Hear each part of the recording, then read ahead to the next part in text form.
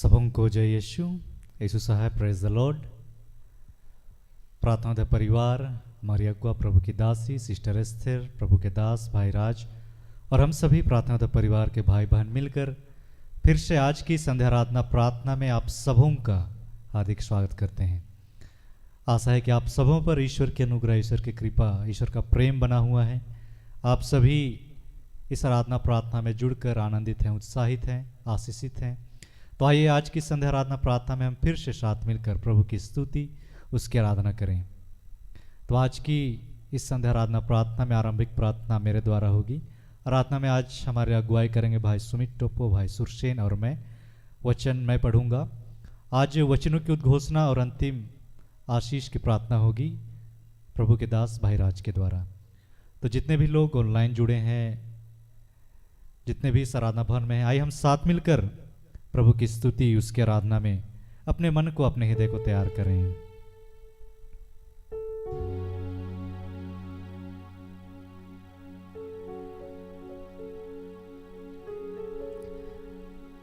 आइए एक पल के लिए हम अपनी आंखों को बंद करें और इस समय के लिए हम प्रभु को धन्यवाद करें कि सचमुच में यह प्रभु की हम पर अनुग्रह है, प्रभु की कृपा है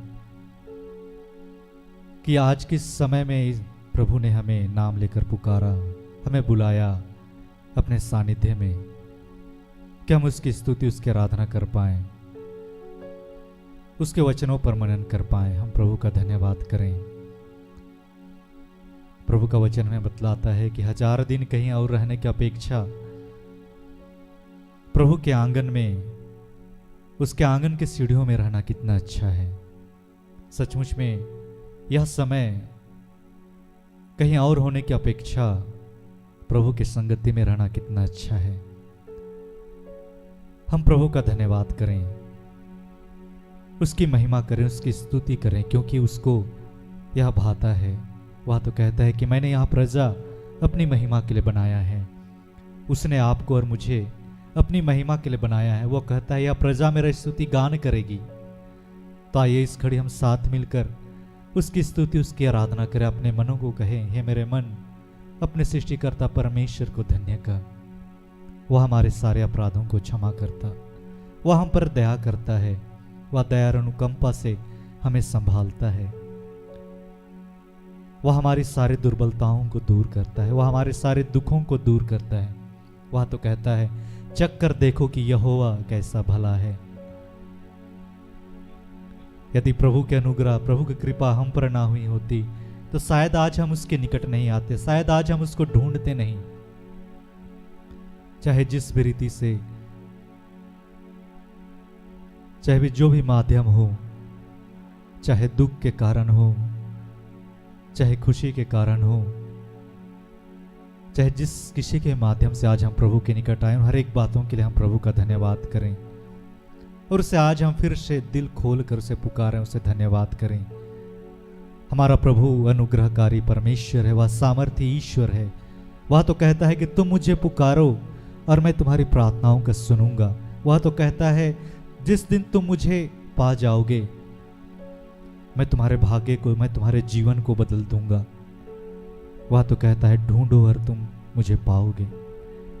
वह तो स्वयं कहता है कि मैं द्वार पर खड़ा होकर खटखटाता हूं, यदि कोई मेरे द्वार खोलेगा तो मैं उसके साथ आकर भोजन करूंगा और वह मेरे साथ। इस घड़ी हम बड़े विश्वास के साथ उसके निकट आएं, उसे धन्यवाद करें, क्योंकि वह कहता है जहां 2 या 3 मेरे नाम से एकत्र हैं, वहां मैं उनके साथ, उनके संग हो लेता हूं। इस घड़ी आप जहां कहीं भी हैं, ऑनलाइन जुड़े हैं, इस आराधना भवन में हैं, अब विश्वास करें कि प्रभु आपके निकट है। हमारा प्रभु, हमारा उद्धारकर्ता परमेश्वर, हमारा सृष्टिकर्ता प्रभु हमारे निकट है। वह हमारी पुकार को सुनेगा।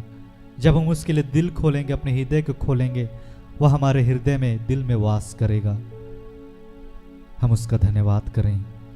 और आज फिर से इस संध्या समय में हम साथ मिलकर एक मन एक चित होकर पूरे आत्मा और सच्चाई के साथ, चाहे जीवन की जो भी परिस्थितियां हों, उलझने हों, चाहे गम के पल हो, खुशी के पल हो, हम साथ मिलकर प्रभु की स्तुति, उसकी आराधना सारे मन से, सारे हृदय से, आत्मा और सच्चाई के साथ करें।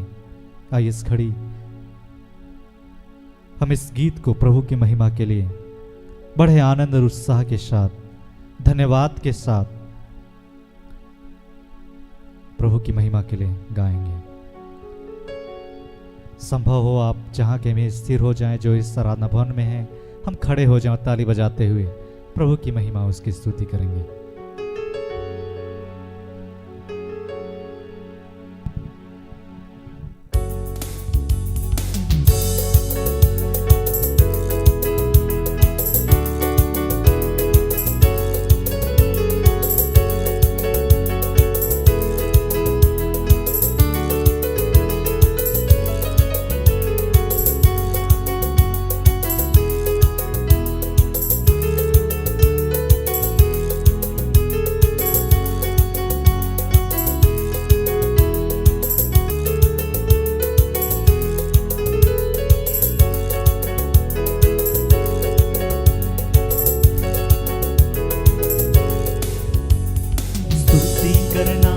आराधना करना मुझे आनंद है, स्तुति करना आराधना करना मुझे आनंद है, प्रार्थना और वचन मनन करना मुझे आनंद है, प्रार्थना और वचन मनन करना मुझे आनंद है, करना आराधना करना मुझे आनंद है, स्तुति करना आराधना करना मुझे आनंद है, प्रार्थना और वचन मनन करना मुझे आनंद है, प्रार्थना और वचन मनन करना मुझे आनंद है।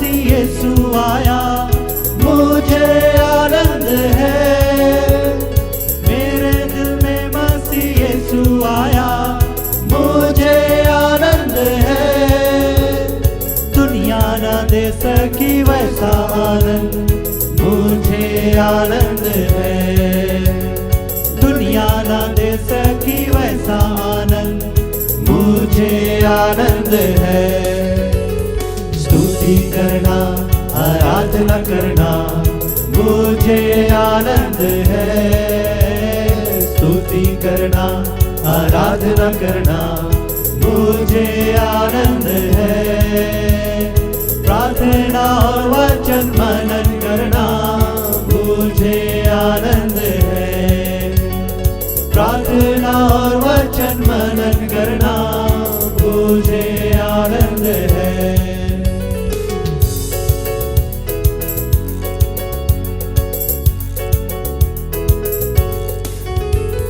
पापों से उसने मुझे छुड़ाया मुझे आनंद है, पापों से उसने मुझे छुड़ाया मुझे आनंद है, अपने लहू से धोकर मुझे शुद्ध किया मुझे आनंद है, अपने लहू से धोकर मुझे शुद्ध किया मुझे आनंद है, स्तुति करना आराधना करना मुझे आनंद है, स्तुति करना आराधना करना मुझे आनंद है, प्रार्थना और वचन मनन करना मुझे आनंद है, प्रार्थना और वचन मनन करना मुझे आनंद है, स्तुति करना आराधना करना मुझे आनंद है, स्तुति करना आराधना करना मुझे आनंद है, प्रार्थना और वचन मनन करना मुझे आनंद है, प्रार्थना और वचन मनन करना मुझे आनंद है। प्रार्थना और वचन मनन करना मुझे आनंद है। प्रार्थना और वचन मनन करना मुझे आनंद है।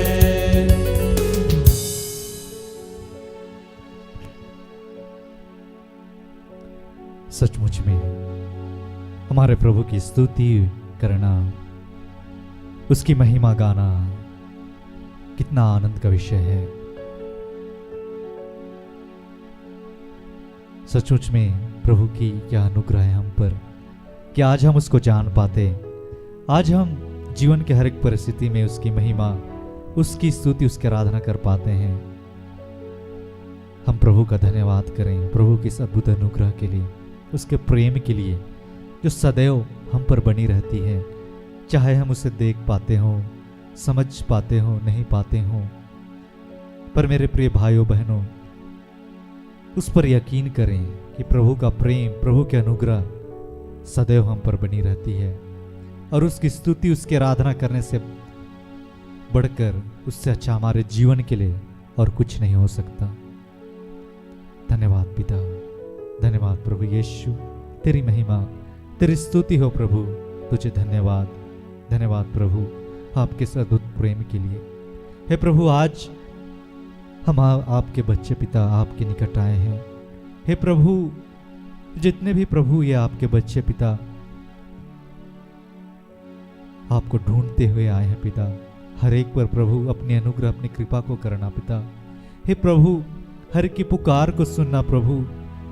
जो रोगी हैं, जो दुख में है, जो कष्ट में है प्रभु, उन्हें चंगाई को देना, उन्हें छुटकारा को देना, उन्हें सांत्वना को देना प्रभु। जो अपने जीवन में हताश है, निराश है प्रभु, उन्हें उत्साह को देना प्रभु, उन्हें आनंद को देना, उन्हें शांति को देना प्रभु। उन पर दया करना पिता। हे प्रभु, हम आपका धन्यवाद करते हैं प्रभु।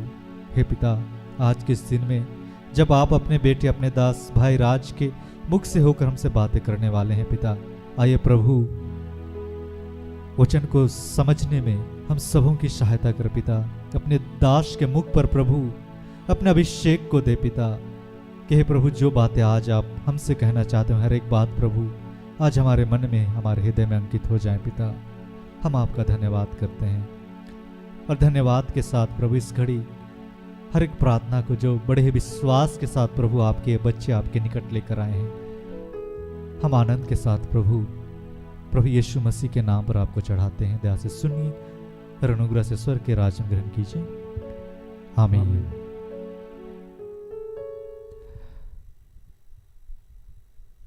हम आज के ठहराए गए वचन को सुनेंगे।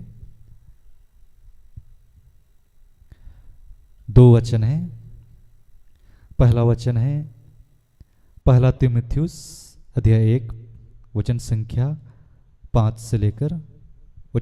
1 से लेकर 5 तक। अध्याय 5 वचन संख्या 1 से लेकर 5, जिसमें वचन ऐसा कहता है, किसी बूढ़े को ना डांट, पर उसे पिता जानकर समझा दे, और जवानों को भाई जानकर, बूढ़ी स्त्रियों को माता जानकर, और जवान स्त्रियों को पूरी पवित्रता से बहन जानकर समझा दे। उन विधवाओं का जो सचमुच विधवा हैं आदर कर। यदि किसी विधवा के बच्चे या नाती पोते हों तो वे पहले अपने ही घराने के साथ भक्ति का बर्ताव करना और अपने माता पिता आदि को उनका हक देना सीखे, क्योंकि यह परमेश्वर को भाता है। जो सचमुच विधवा है और उसका कोई नहीं, वह परमेश्वर पर आशा रखती है और रात दिन विनती और प्रार्थना में लवलीन रहती है। दूसरा वचन है याकूब के पत्री से अध्याय 4 वचन संख्या 12 से लेकर 17 तक। व्यवस्था देने वाला और हकीम तो एक ही है, जो बचाने और नाश करने में सामर्थ है। पर तू कौन है जो अपने पड़ोसी पर दोष लगाता है? तुम जो यह कहते हो, आज या कल हम किसी और नगर में जाकर वहाँ 1 वर्ष बिताएंगे और व्यापार करके लाभ कमाएंगे, और यह नहीं जानते कि कल क्या होगा। सुन तो लो, तुम्हारा जीवन ही क्या है। तुम तो भाप के समान हो, जो थोड़ी देर दिखाई देती है फिर लोप हो जाती है।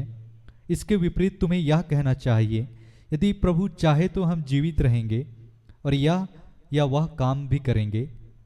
पर अब तुम अपने डींग मारने वाले पर घमंड करते हो। पर अब तुम अपने डींग मारने पर घमंड करते हो। ऐसा सब घमंड बुरा होता है। इसलिए जो कोई भलाई करना जानता है और नहीं करता, उसके लिए यह पाप है। यहाँ तक यह प्रभु की वाणी है। ईश्वर को धन्यवाद।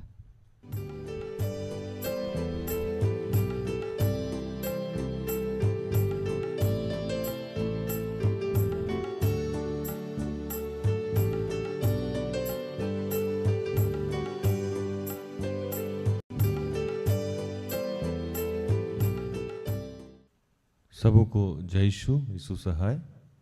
Praise the lord. आइए हम सब वचन सुनने और सुनाने से पहले पिता पुत्र पवित्र आत्मा को याद करें कि हे दयालु पिता, हे स्वर्ग और पृथ्वी के सृजनहार, हे हम सब के रचयिता, तेरा धन्यवाद करते हैं आज के सुंदर और आशीषित दिन के लिए, जो तूने एक नए अध्याय के रूप में हम सबके जीवन में जोड़ दिया। धन्यवाद करते हैं पिता, गर्भ से लेकर अब तक तूने हमें संभाला, हमारी छोटी से लेकर बड़ी सारी ज़रूरतों को अपने शाही खत्ते खोल के पूर्ण किया। धन्यवाद करते हैं पिता प्रार्थना योद्धा परिवार के लिए। धन्यवाद हमारी अगुआ सिस्टर एस्थर और ऐसे जितने तेरे सहयोगी, ऐसे जितने तेरे दास दासी हैं उन सब के लिए, हमारे जितने सहयोगी भाई बहन हैं उन सब के लिए तेरा धन्यवाद करते हैं। धन्यवाद करते हैं प्रभु, तूने हमारे शरीर को और हमारे जीवन से जुड़े हर बात को अपनी महिमा के लिए चुना है, इसलिए तेरा धन्यवाद करते हैं। प्रभु इस वक्त जितने लोग मुझे देख रहे हैं, सुन रहे हैं, जहाँ से भी उपस्थित हैं प्रभु, जिस भी तरीके से ईश्वर के कार्य में अपने आप को जोड़े हुए हैं, उन सबको तेरे हाथों में समर्पित करते हैं, अपने आप को तेरे हाथों में समर्पित करते हैं। प्रत्यक्ष अप्रत्यक्ष, सजीव निर्जीव, हर चीज़ पे तेरा नियंत्रण चाहते हैं, हर चीज़ को तेरे पुत्र यीशु के लहू से ढकते हैं, शुद्ध और पवित्र करते हैं। कि पिता अब तक हमने कोई भी ऐसा कार्य किया हो जो आपकी इच्छा के विरुद्ध, उसके लिए तुझसे क्षमा चाहते हैं। अपने पुत्र यीशु के लहू से धो के शुद्ध और पवित्र कीजिए और इस वक्त का संपूर्ण नियंत्रण अपने हाथों में लीजिए। पिता पुत्र पवित्र आत्मा अपने अधिकार में लीजिए। मुझे भी और जितने लोग सुन रहे हैं उन सबको, जो भी इस्तेमाल किए जा रहे हैं, उन सब चीज़ों को भी तेरे हाथों में समर्पित करते हैं।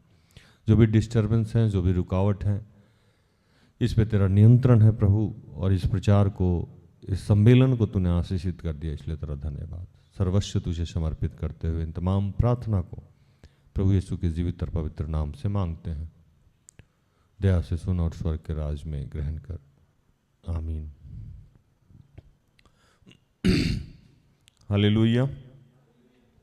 आज जो प्रभु वचन दिया हम लोगों को, वो पहला तिमुथी अध्याय 5 1 से 5, याकूब 4 12 से 17। मैं फिर से पढ़ूं इसको। किसी बूढ़े को ना डांट, पर उसे पिता जानकर समझा दे, और जवान को भाई जानकर, बूढ़ी स्त्री को माता जानकर और जवान स्त्री को पूरी पवित्रता से बहन जानकर समझा दे। उन विधवाओं का जो सचमुच विधवा हैं आदर कर, पर किसी विधवा के बच्चे या नाती पोते हो तो वे पहले अपने ही घराने के साथ भक्ति का बर्ताव करना और अपने माता पिता आदि को उनका हक देना सीखे, क्योंकि यह परमेश्वर को भाता है। जो सचमुच विधवा है और उसका कोई नहीं है, वह परमेश्वर पर आशा रखती है और रात दिन विनती और प्रार्थना में लौलीन रहती है। व्यवस्था देने वाला और हाकिम तो एक ही है, जो बचाने और नाश करने में सामर्थ है। पर तू कौन है जो अपने पड़ोसी पर दोष लगाता है? तुम जो यह कहते हो कि आज या कल हम किसी और नगर में जाकर वहाँ 1 वर्ष बिताएंगे और व्यापार करके लाभ कमाएंगे, और यह नहीं जानते कि कल क्या होगा। सुन तो लो, तुम्हारा जीवन ही क्या है? तुम्हारा जीवन है ही क्या, तुम तो भाप के समान हो जो थोड़ी ही देर दिखाई देती है फिर लोप हो जाती है। इसके विपरीत तुम्हें यह कहना चाहिए, यदि प्रभु चाहे तो हम जीवित रहेंगे और यह या वह काम भी करेंगे। पर अब तुम अपने डिंग मारने पर घमंड करते हो। ऐसा सब घमंड बुरा होता है, इसलिए जो कोई भलाई करना जानता है वह नहीं करता है, उसके लिए यह पाप है।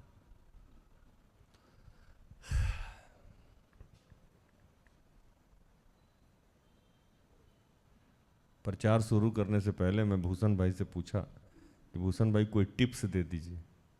कुछ नहीं बोले, मुस्कुरा के चले गए।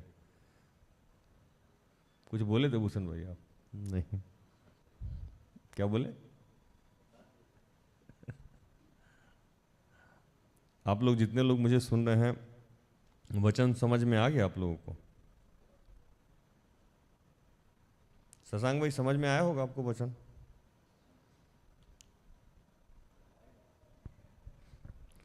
भूषण भाई कह रहे हैं कि वचन तो समझ ही जाते हैं, गहराई बता दीजिए आप। किसी बुढ़े को ना डांटो, उसे पिता जानकर समझा दो। ये हम सबके घर में ये समस्या है, हाँ या नहीं? है ना? और हम लोग ये भूल जाते हैं कि हम लोग भी उस अवस्था में पहुंचने वाले, जब जीवन के आखिरी पड़ाव में हमारा शरीर जब साथ नहीं देने वाला होता है, तो जिनका शरीर साथ देता है वो हमें तुच्छ समझने लगता है, हाँ या नहीं? और हम ये भूल जाते हैं कि आज हमारी तो कल तुम्हारी बारी है ना? ये जो अवस्था है ये आपकी भी आने वाली है, नहीं? तो प्रभु कह रहे हैं यहाँ, जब इस तिमुथी को पढ़िएगा तो तिमुथी को ये शिक्षा दिया जा रहा था कि एक विश्वासी के अंदर क्या क्या गुण होना चाहिए, या एक सेवक के अंदर क्या क्या गुण होना चाहिए, मसीह यीशु का अच्छा सेवक हो उसके अंदर क्या क्या गुण होना चाहिए। और उसको ये बहुत ही प्यार से डिफाइन कर रहे हैं, समझा रहे हैं। और उस समझाने के कारण में जो आज हम लोगों को प्रभु दिया है कि विश्वासियों के प्रति जो जिम्मेवारी है, एक विश्वासी का क्या जिम्मेवारी होना चाहिए, तो विश्वासी का ये भी जिम्मेवारी है कि उसके घर में जो बुजुर्ग माता पिता हैं, या उसके मोहल्ले में या उसके समाज में जो बुजुर्ग माता पिता हैं या पिता हैं, उनको नहीं डांटे, हालेलुया, उनको नहीं डांटे। सिर्फ यहां पिता सबको संबोधित नहीं किया गया है, यहां बुढ़ा, बुढ़े, ओल्ड को संबोधित किया गया है, जो उम्र के आखिरी पड़ाव में चले गए हैं। वो आपके चाहे किसी रिश्ते में आते हो या नहीं आते हो सकता है कि वो रिक्शे वाला हो सकता है वो चाय वाला हो सकता है वो टमटम वाला हो सकता है वो सब्जी वाला हो, कहीं भी आपका चिकन वाला हो सकता है, आपका टेलर मास्टर हो सकता है। कोई भी व्यक्ति जो वृद्ध अवस्था में है, प्रभु कह रहे हैं कि उससे बदतमीजी से बात आप नहीं करिए। हालेलुया, अभी गहराई समझ में है? कोई भी व्यक्ति जो वृद्ध अवस्था में हो, यह जरूरी नहीं है कि वो आपका पिता हो। पिता के लिए तो पहले ही बाइबल बार बार कहती है कि अपने माता पिता का सम्मान करो, ये पहली आज्ञा है जिसके साथ प्रतिज्ञा भी लगी हुई है। तो फिर इसको बुढ़ा कह के क्यों संबोधित करना? लेकिन जब बुढ़ा कह के संबोधित करना है तो बुढ़ा बोलने में मुझे भी अजीब लग रहा है, तो वृद्ध अवस्था या ओल्ड जो लोग हैं, बुजुर्ग लोग जो हैं, उन लोगों के लिए प्रभु कह रहा है कि वो चाहे जिस भी वर्ग से आते हो, और मैंने उसको कहा कि वो हो सकता है कि आपका ऑटो वाला भैया हो, आपका चाय आप किसी दुकान पे पी रहे हो वो बुजुर्ग हो, कई बार हमारे कूली मजदूर भाई लोग मिलते हैं वो बुजुर्ग हो जाते हैं, कई बार रिक्शा वाले लोग बुजुर्ग मिलते हैं हम लोग को। हम लोग कभी सब्जी लेने जाते हैं, मछली लेने जाते हैं, भूजा जहां लेने जाते हैं, कचरी प्याजी, आप लोग अंडा चॉप खाते हैं ना, कहीं भी प्रभु कह रहा है कि एक विश्वासी का क्या गुण होना चाहिए। एक दिन मैं बता रहा था कि प्रार्थना कैसे करना चाहिए, वैसे आप प्रभु बता रहे हैं कि विश्वासी का क्या गुण होना चाहिए। और जब मैंने प्रार्थना करने के समय पवित्र आत्मा मुझे गाइड कर रहा है, थोड़ा सा डिफर होकर एक चीज मैं बता के जाऊं। मैंने यूथ क्लास में समझाया था लोगों को कि जब हम किसी सब्जी वाले के पास जाते हैं तो वहां प्रार्थना करें कि प्रभु ये इनका जो व्यापार है आशीषित हो जाए, चूंकि तूने कहा है कि तुम जिस जिस जगह पे जाना वहां आशीष मांगो। याद है आप लोग को? आप किसी टॉफी के दुकान में जाते हैं, किसी दूध वाले के दुकान में जाते हैं तो वहां मांगिए कि प्रभु इस दुकानदार को आशीषित कर दो, क्योंकि तेरा दास तेरा बेटा यहां आया है प्रभु, और मैं जहां जहां पांव रखूंगा वो सब जगह तुम्हारा हो जाएगा। तुम्हारी उपस्थिति है तो बता कि तू इसके साथ है। तेरा दास एलिया नबी जब विधवा के घर गया था, जैसा कल सिस्टर एस्तर बता रही थी, तो उसके जब तक अकाल रहा, बड़ी बारीकी से समझिएगा, उस विधवा के जीवन में जीवन भर के लिए प्रभु नहीं कहा था कि जब तक अकाल रहा, जब तक परिस्थिति बुरा रहेगी तब तक मैं आपका भरण पोषण करूंगा, है ना। वो कर दिया था। तो आप लोग भी एलिया नबी की तरह हैं, आप लोग भी प्रभु के दास हैं। तो जहां भी जाएं, अगर मैंने सिखाया है यहां लोगों को कि ऑटो में बैठते हैं तुरंत प्रार्थना कीजिए कि प्रभु इसका अगर लोन है वो माफ करा दीजिए। आप चल रहे हैं, आप देख रहे हैं कि कोई भाई आके, जैसे हम लोग ट्रैफिक पे रुकते हैं या कहीं भी जाते हैं, भाई आके कहते हैं अल्लाह के नाम पे दे दे भाई। अब आप तो दे नहीं सकते, लेकिन वहां वो प्रार्थना कर सकते हैं कि प्रभु तू इसके जीवन की भरपाई करना। इससे बड़ा आशीष तो आप उसको कुछ दे नहीं सकते। दे सकते हैं? नहीं दे सकते। ये छोटी छोटी आदतें होनी चाहिए। और जिस सब्जेक्ट पे आज हम लोग बात कर रहे हैं, कह रहे हैं कि किसी भी बुजुर्ग को, हम तो जब बच्चियां हमसे बात करती हैं, मम्मी पे बहुत गुस्सा आया, मैंने कहा ना ना ना ना, ये काम नहीं करना। अपने आशीष को खुद से बर्बाद करने का काम खुद नहीं करना। अगर आप रुकी पड़ी हुई हैं तो देख लीजिए कहीं ना कहीं आप अपने मम्मी पे भड़की हुई हैं, इसीलिए आपका काम रुका पड़ा हुआ है, आपको समझ में नहीं आ रहा है। यहां तो माता के बारे में नहीं, यहां तो प्रभु कह रहा है कि बुजुर्ग जितने लोग हैं उन सब पे भी हाथ नहीं उठाना, उन सब पे भी जुबान नहीं चलाना, क्योंकि मारना ही मारना नहीं है। एक वचन में कहता है कि हत्या क्या करना। हत्या करने का मतलब क्या होता है आजकल? नए नियम में हत्या करने का मतलब क्रोध करना होता है। और क्रोध करना का मतलब कि अगर आप किसी बुजुर्ग पे क्रोध करते हैं या चिल्लाते हैं, हे चाचा,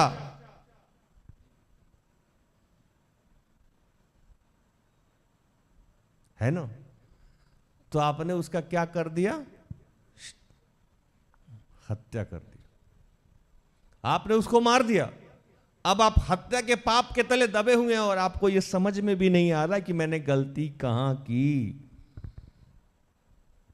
और ये छोटी छोटी बातें हम सब के जीवन में हो रही है। हम कहीं ना कहीं अपने गांव में, समाज में, टोला में, मोहल्ला में, हम जो बताएं कि सब्जी वाला, भाजी वाला, कोई भी है, कपड़ा प्रेस कर रहा है, हो सकता है आपके गार्ड भैया हो,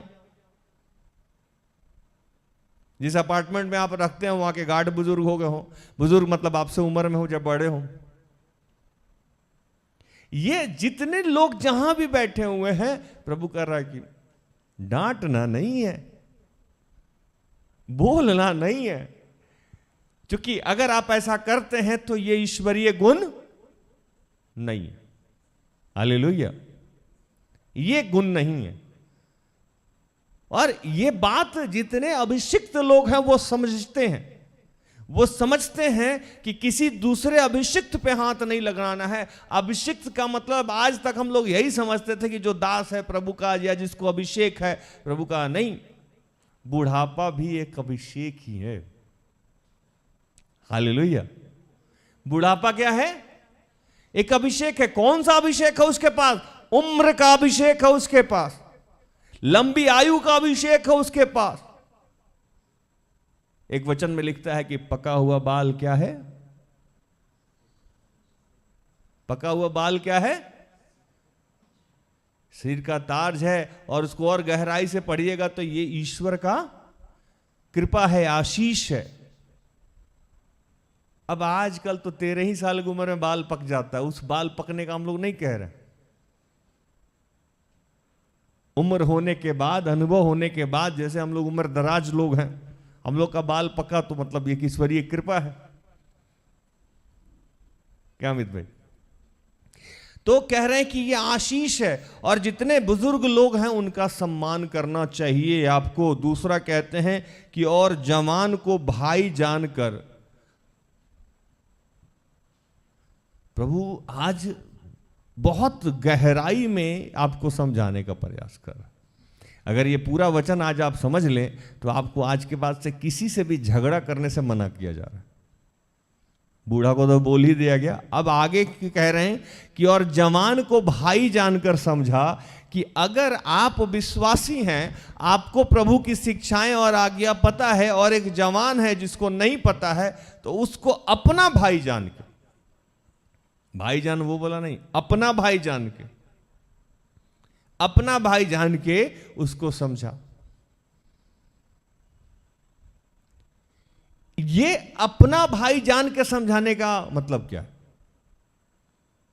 अपना भाई जान के समझाने का मतलब ये है कि आपका सगा भाई किसी भी अवस्था में पड़ा रहे तो आप उसको बचा के लाओगे कि नहीं लाओगे? कि नहीं लाओगे? लाओगे ना, लाओगे। क्योंकि आपके दिमाग में ये भरा पड़ा है कि पड़ोसी प्रेम दिखाना है, पड़ोसी प्रेम दिखाना है। आपके दिमाग में ये बचपन से भरा पड़ा हुआ है कि तू बेदी पे अगर भेंट लेके जाए और तेरा भाई नाराज हो तो उस भेंट को वहीं छोड़ दे और पहले जाके उससे सुलह कर ले। इसलिए हम लोग अपने भाई से जाके मेल मिलाप करके रहते हैं, जो विश्वासी लोग हैं। लेकिन प्रभु क्या किया, इसको और गहरा कर दिया कि जो जवान है वो नहीं समझ रहा है तो उसको अपना भाई जान के समझा। अब याकूब 5 को पढ़िएगा, 5 को 18 में, 5 के 20 में जाइएगा, है ना? पढ़िए ना भूषण भाई, कुछ काम कर लीजिए। अच्छा, मेरे पास भी तो खुला ही हुआ है। 19 याकूब की पत्री अध्याय 5 पद संख्या 19 और 20। 19-20।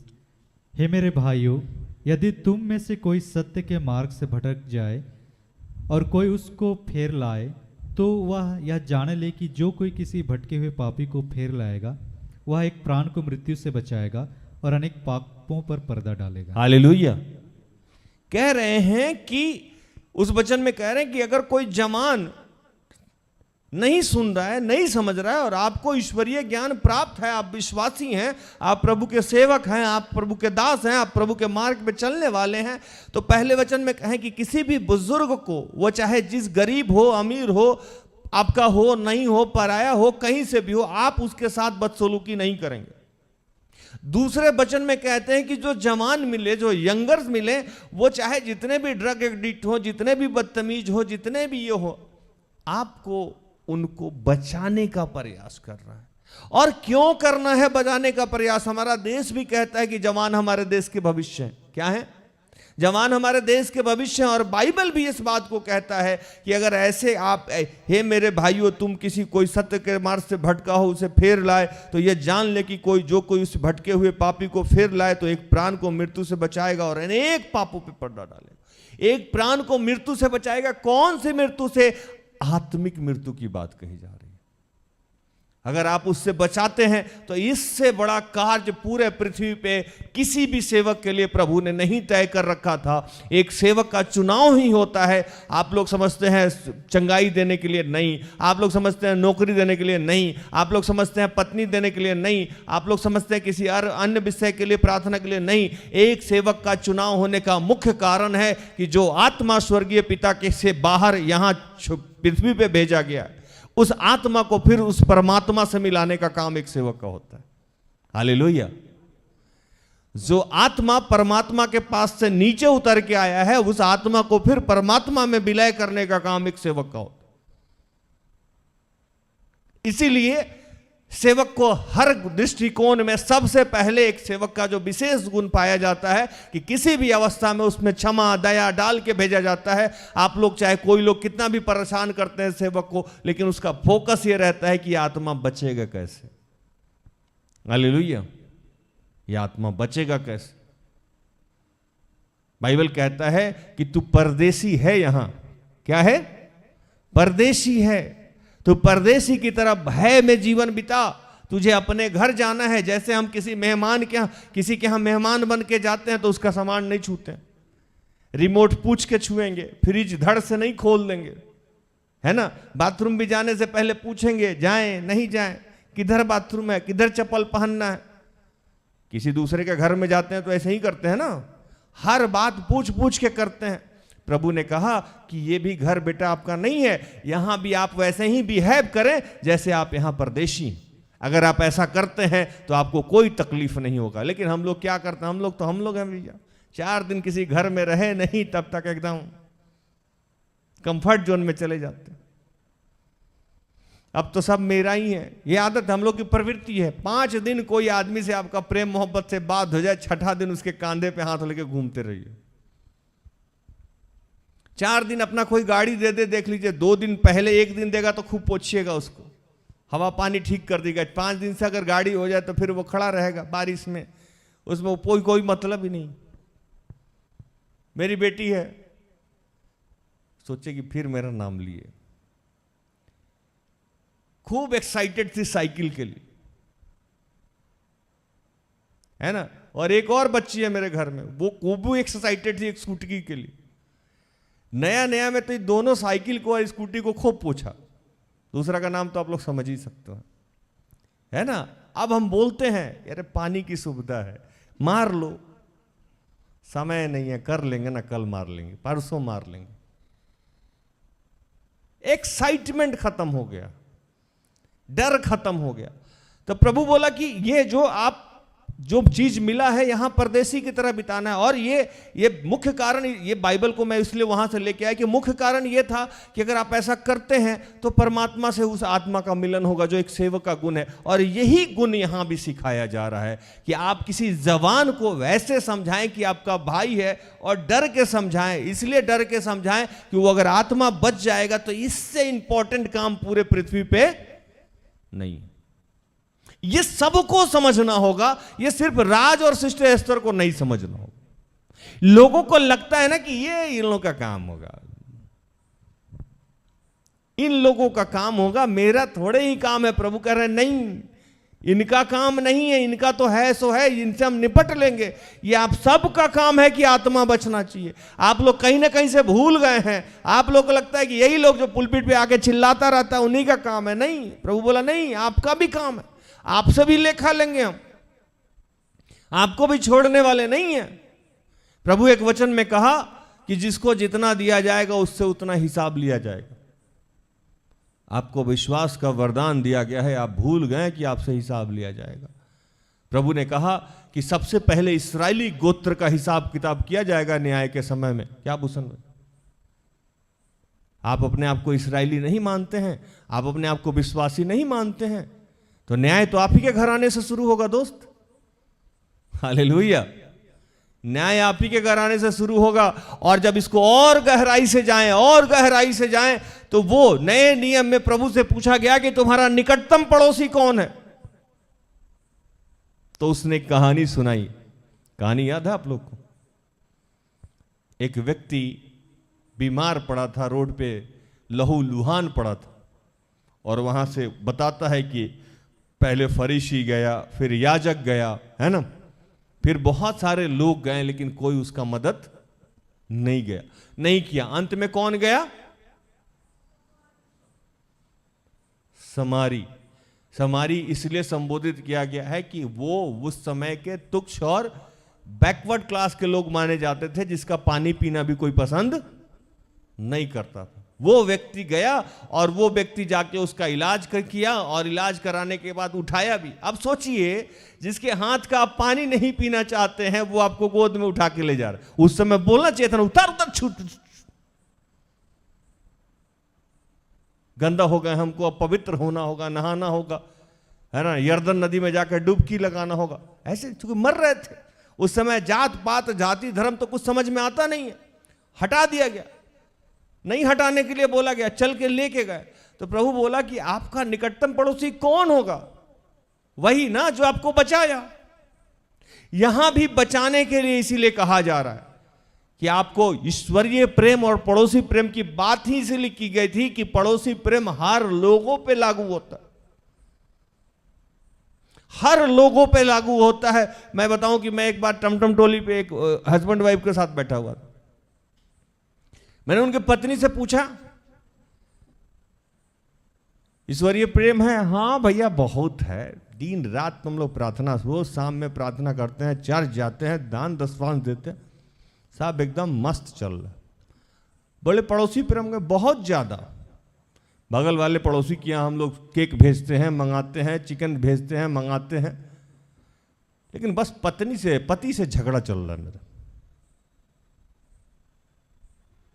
मतलब वो पति को पड़ोसी नहीं मानती थी।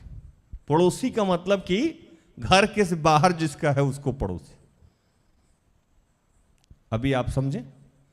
तो ये भरम में बहुत सारे लोग हैं, ये पड़ोसी का मतलब दूसरा पड़ोसी। पड़ोसी, मेरी पत्नी मेरी निकटतम पड़ोसी है। क्या है? मेरे माता पिता मेरे निकटतम पड़ोसी है। इस वचन को और समझाने के लिए मैं ऐसे लेके आया, मेरे माता पिता मेरे निकटतम पड़ोसी हैं, मेरा भाई मेरा निकटतम पड़ोसी है, सिस्टर एस्टर मेरी निकटतम पड़ोसी हैं। अगर मैं उनसे प्यार नहीं करता हूं, मैं उनको बचाने का प्रयास नहीं करता हूं, और वो दूसरा वाला वचन कि तुम जिसे देखते हो उससे प्यार नहीं करते हो, तो मुझसे प्यार करने का दावा जो करते हो वो झूठ है, झूठ है। हालेलुया। अब यहां जवान, कोई भी जवान आप जो देखें जो बदहाल है, बदमिजाज है, परेशान है, उससे कैसे बात करना है? विश्वासी की तरह। वहां आपको ऐसे बिहेव करना है जैसे आप फादर हैं। आओ बेटा इधर आओ, प्यार से, अकड़ के नहीं। हालेलुया। ये करना है। आगे चलते हैं हम लोग। आगे लिखता है कि बूढ़ी स्त्री को माता जानकर और जवान स्त्री को पूरी पवित्रता से बहन जानकर। हो अब बताइए, कहता है कि बूढ़ी स्त्री को माता जान के, मैंने समझाया ही आपको, किसी भी बुजुर्ग महिला से भी बदतमीजी करने से आपको मना किया जा रहा है, और कहा जा रहा है कि दुनिया के जितनी भी बुजुर्ग महिलाएं हैं वो आपके माता तुल्य हैं। क्या है?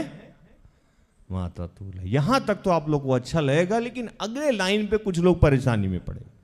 जितनी भी जवान महिलाएं हैं उन सबको यहां बोला जा रहा है कि बहन मान लीजिए। क्या बोला जा रहा है अमित भाई? जितनी भी जवान महिलाएं हैं उन सबको यहां बहन नहीं, यहां लिखा है बहिन। बहिन, द वर्ड इज बहिन। बहिन जानकर समझा दे, अलग से कुछ भी उसमें नहीं करे। और बहुत खड़ा, पूरी पवित्रता के साथ जितनी भी यंग लड़की मिले उन सब को पूरी पवित्रता के साथ, मन में झोल झपट्टा और चोरी चमारी नहीं। अब पूछेगा कि झोल झपट्टा क्या है? सड़क पे किसी लड़के का दुर्घटना हो जाए तो किसी के गाड़ी में ब्रेक नहीं लगता।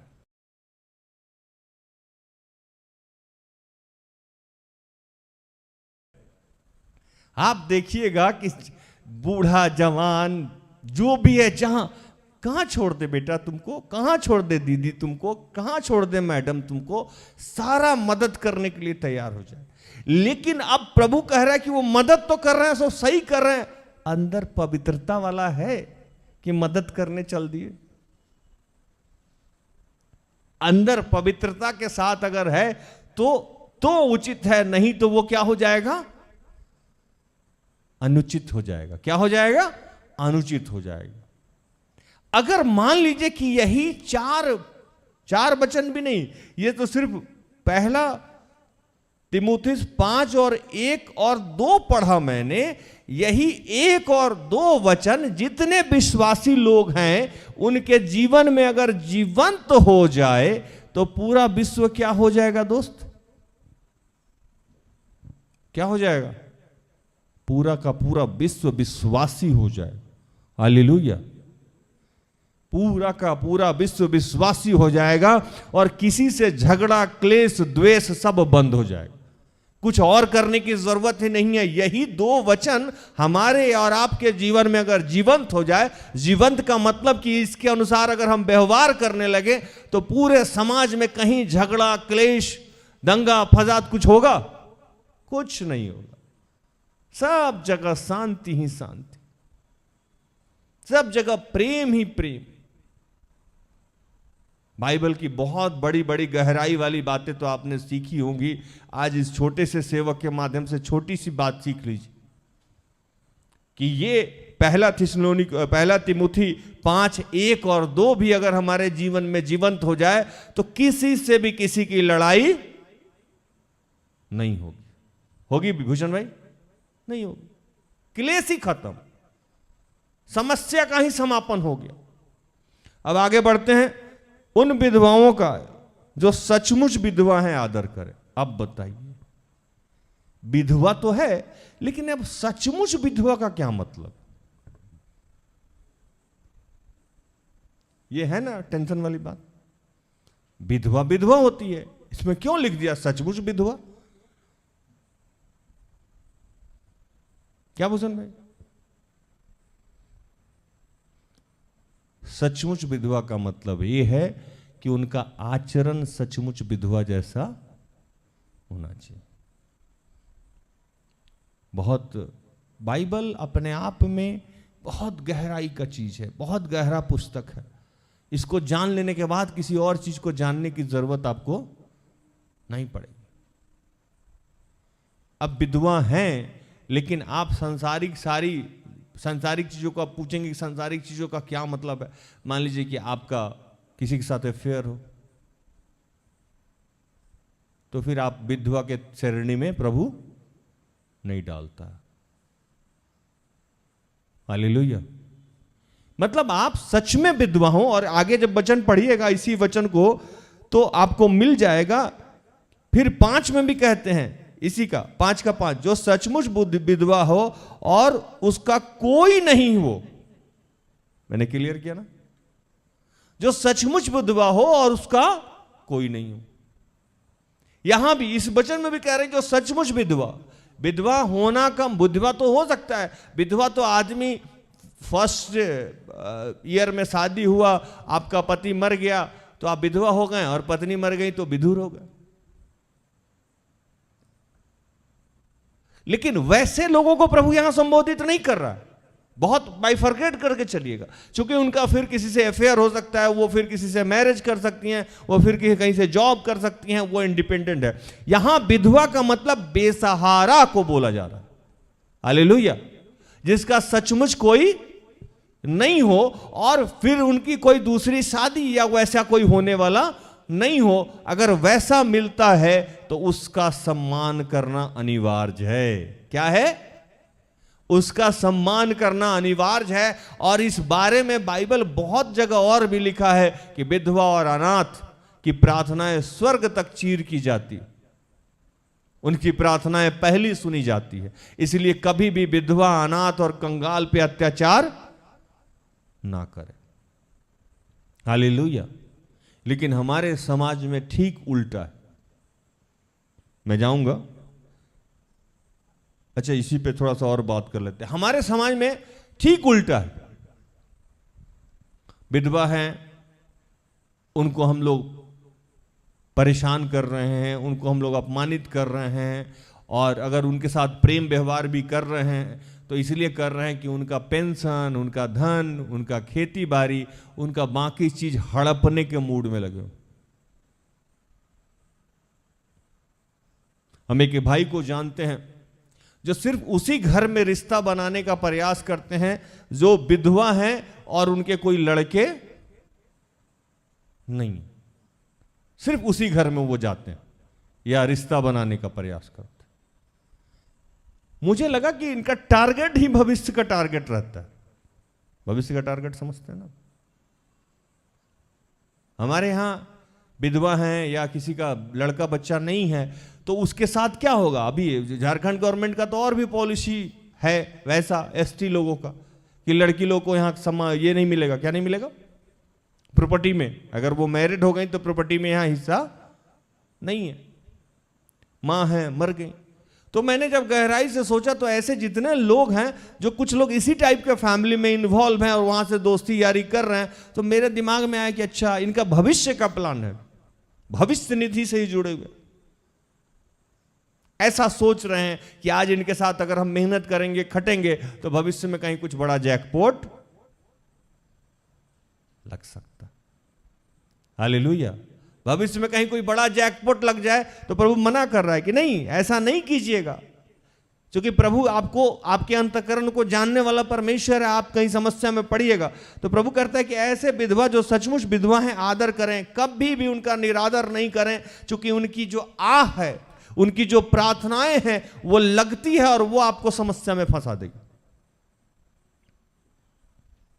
हालेलुया। वो आपको समस्या में लेके चली जाएगी, और इतनी बड़ी समस्या में जितना आप समझ नहीं सकते हैं, क्योंकि कंगाल, विधवा, अनाथ, इन लोगों की प्रार्थनाएं प्रभु निरंतर सुनता है, क्योंकि उनका सीधा पति और पिता और पति कौन होता है? ईश्वर होता है। अब इसको और गहराई से समझिए। जैसे आप उन्नति को कुछ करिएगा, उन्नति के साथ बदतमीजी कीजिएगा, उन्नति मेरी बेटी का नाम है, या साक्षी के साथ आप कुछ कीजिएगा, तो वो सीधे सबसे पहले कंप्लेन कहां करेंगी? मेरे पास। और मेरा जो भी सामर्थ्य है, मैं दुनियावी तरीके से बताता हूं, मैं आपको सो कोच कर दूंगा कि नहीं कर दूंगा? कि आपने उन्नति के साथ ऐसा क्यों किया, आपने साक्षी के साथ ऐसा क्यों किया। अब यही चीज तो मैं दोस्त समझा रहा हूं आपको, कि जैसे ही किसी अनाथ और विधवा के साथ आप जुड़िएगा तो उनका पति और पिता कौन है? ईश्वर है। तो वो डायरेक्टली वहां कंप्लेन करेंगे और वो तुरंत वो सो कोच कर देगा।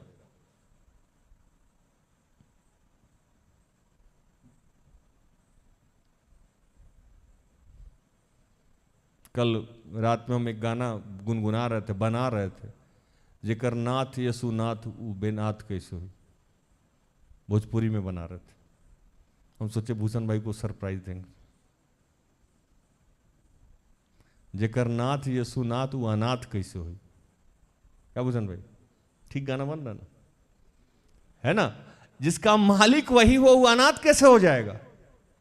मतलब वो उसका लाइन का मतलब यही है कि जेकर नाथ यसु नाथ वो अनाथ कैसे हुई, उसका मालिक वही है, तो वो कभी अनाथ और बेसहारा तो हो ही नहीं सकता। तो जैसे उन्नति और साक्षी हमसे कंप्लेन करेगी, वो अनाथ और विधवा, जो एक्चुअल में अनाथ और ये है, विधवा है और अनाथ है, वो कहां कंप्लेन करेगा? ईश्वर से। तो जब आप उससे भिड़ रहे तो किससे भिड़ेंगे? ईश्वर से। हालेलुया। इसलिए प्रभु मना कर रहा है। और आगे एक वचन दिया गया है यहां, पर यदि किसी विधवा के बच्चे या नाती पोते हों तो वो पहले अपने ही घराने के साथ भक्ति बर्ताव करे। कह रहे हैं कि अगर जो विधवा महिलाएं या माताएं हमको सुन रही हैं, उनको एक मैसेज दे रहा है पवित्र आत्मा, कि आप जो सारा दिन भक्ति भाव में जीवन व्यतीत कर रही हैं ये सही है, लेकिन इसके साथ ही आपके साथ अगर आपका नाती पोता, घर के कोई और सदस्य हैं, तो उनके साथ भी भक्ति का बर्ताव करें। ये नहीं है कि उनको भूल जाएं कि आपकी जिम्मेवारी क्या है। हालेलुया। कितने लोग होते हैं, सोचते हैं अब हम तो बुजुर्ग हो गए हैं, विधवा हो गए हैं, कोई बात नहीं है, ये लोग का अपना जीवन होगा। आज घर में हमारे एक समस्या है कि विधवा माता लोग या बुजुर्ग माता लोग चें चें चें चें करती रहती है ना, और बच्चे आके हमसे कंप्लेन करते हैं, बहुत इरिटेटिंग है। और हम लोग कहते हैं जाने दो, वो ईश्वर के तुल्य है। कुछ बच्चे बोलते हैं आप लोग सिर्फ हम ही लोग को बोलते हैं, उन लोग को तो बोलते ही नहीं, है ना? सब घर में ये समस्या, सब थोड़ा सा मुस्कुरा के चुप हो जा रहा है। सबके साथ ये समस्या है कि सभी अपने बुजुर्ग माता पिता से कहीं ना कहीं टॉर्चर होते हैं। तो प्रभु उन माताओं को कहता है, विशेषकर विधवा माता को और जो लोग बुजुर्ग माताएं हैं उनको प्रभु कह रहा है कि आपका जो समय है वो भक्ति भाव के साथ व्यतीत कर रहे हैं, अच्छी बात है, लेकिन बच्चों के साथ भी प्रेम और भक्ति से अपने संबंध को बनाए। हालेलुया। मुझे आगे बढ़ना होगा क्योंकि समय हो गया समाप्त और बहुत सारा अभी टॉपिक रह ही गया। तो यहां तक तो आप लोग समझ गए होंगे। आगे कहता है कि अपने माता पिता के उनका हक देना सीखो क्योंकि वह परमेश्वर को भाता है। अब प्रभु कह रहे हैं कि जो आपके जीवन में बुजुर्ग विधवा माताएं हैं, बुजुर्ग माताएं हैं, उनका जो है वो आपको देना ही देना होगा। नहीं दीजिएगा तो ईश्वर के साथ आपका भिड़ंत हो जाए।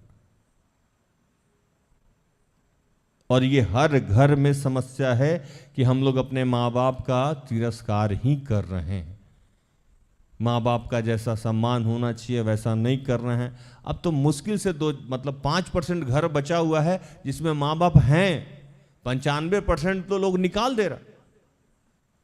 95% आजकल तो वृद्धा आश्रम इतना भरा पड़ा हुआ है कि वहां बस हम लोग जाते हैं। वही मैं किसी दिन बता रहा था, मैरिज एनिवर्सरी के दिन और बर्थडे के दिन जाके 1000-2000 का केक काटे और पैटीज और वो क्या बोलते हैं रसम उसको, मोमो और सैंडविच बांट दिए और साथ में सेल्फी लाइक माई मदर डाल दिए। अपनी मदर कहाँ है पता ही नहीं,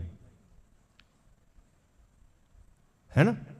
तो वो भरते जा रहा है। उसके पीछे का कारण ये है कि सब लोग वो क्या बोलते हैं आजकल इसको वर्ड है, न्यूक्लियस फैमिली हो गया। नया युग का फैमिली है मियां बीबी बच्चा। प्रभु बोला भी था कि दोनों एक तन होंगे और मां बाप को छोड़ के। क्या भूषण भाई, उस वचन का मतलब यही होता है ना। एक दिन भूषण भाई गहराई से समझा रहे थे हम लोग।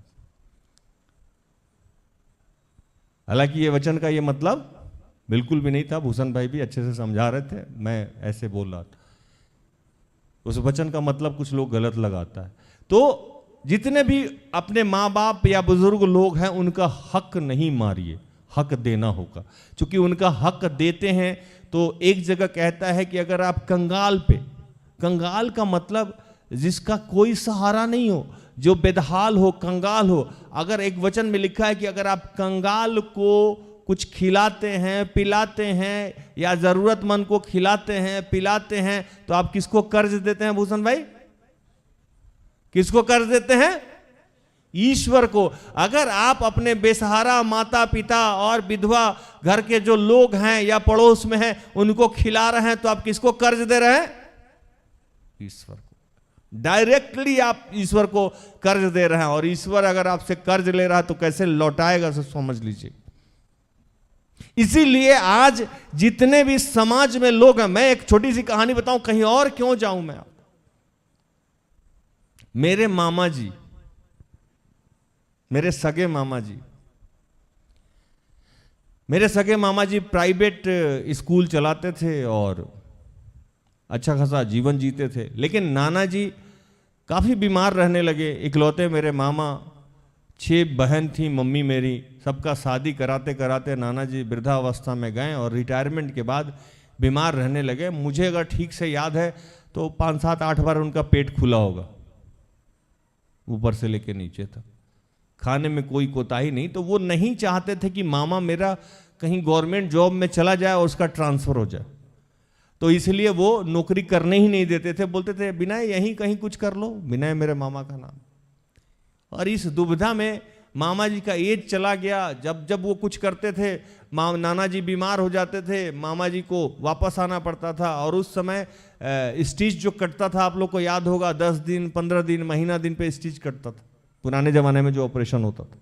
और हॉस्पिटल में रहना पड़ता था। बहुत ज़्यादा कोई टेक्नोलॉजी नहीं था। ये हम अपने जन्म के समय के पहले की बात बता रहे हैं, या हम जब 10 साल के होंगे तब। मुझे बहुत अच्छे से याद है 9-10 तक तो नाना जी हमेशा कभी कुछ पोस्टेड हो गया, कभी कोई पथरी हो गया, कभी कुछ फेल हो गया, उनका चलता रहता था। और मामा जी बेचारे लगे रहते थे। मामा जी लगे रहते थे। वो बेचारा बाद में उनका विवाह हुआ। मामी भी मेरी प्रिंसिपल मिली। लेकिन मामा जी मेरे कभी भी खुश नहीं रहे। उनको लगा कि जीवन भी मेरा माता पिता के सेवा में चला गया। बाद में धीरे धीरे वो कब बूढ़े हो गए पता ही नहीं लगा। मामी के रिटायरमेंट का 1 साल बाकी था और मामी मेरी कोरोना में निकल गई। अब जो बताने जा रहा हूं ध्यान से सुनिएगा। अभी मामा से मैं मिला, मैं अपने बहनोई से मिलने गया था, तो मामा जी मेरे मिलने आए। बोले बेटा इतने दिन बाद आए हो, चलो। क्योंकि मेरे मामा जी मेरे फ्रेंडली हैं। मैंने उनसे पूछा जीवन कैसा चल रहा है? तो बस थोड़ा सा तन्हाई है, बाकी बहुत मस्त चल रहा है। मैंने आंख बड़ा किया, अकाउंट में 30 लाख रुपया पड़ा हुआ है। पेंशन मुझे भी अब 1 लाख रुपया आता है, थोड़ा सा देर से सारा सेटलमेंट हुआ, बस तुम्हारी मामी रहती तो ज्यादा मजा था, लेकिन बाकी सब ठीक। आप समझे नहीं मैं क्या बोला? मामी मरी और पेंशन किसका शुरू हो गया? मामा का, है ना? जैसे पति मरता है पत्नी का पेंशन शुरू होता है ना, वैसे ही मामी मरी तो पति का पेंशन शुरू हो गया। और जो उनका जो अभी 1 साल नौकरी बाकी था तो बहुत सारा पैसा मिला उनको, वो अकाउंट में चला गया। बेटा को, छोटा वाला बेटा को नौकरी मिल गया। अब मामा रोज रात में हाफ मंगा के आराम से जीवन जीते हैं, जिंदगी जी रहे हैं। ये क्या था? इस बुढ़ापे में वो सुख भोग रहा है। मैं ये नहीं कह रहा हूं कि पत्नी के बाद, मरने के बाद ज्यादा खुशहाल है।